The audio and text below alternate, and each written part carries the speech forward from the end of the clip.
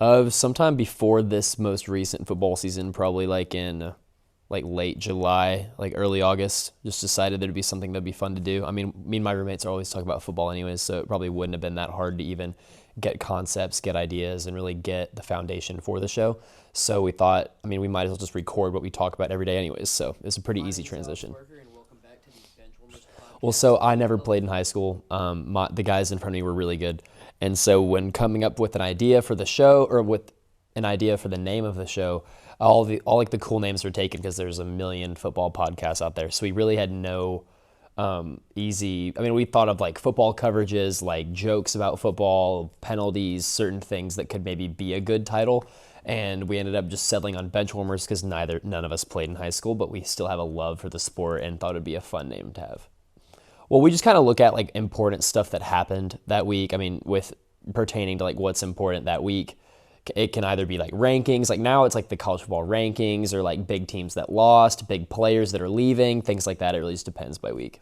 Well, you have to, I mean, clearly record the show, but then you have to edit it to make sure that there's no discrepancies in like the recording of the audio and then things like that. And there's also the step of actually publishing it to Spotify, Apple Music, or Apple Podcasts, whatever it is.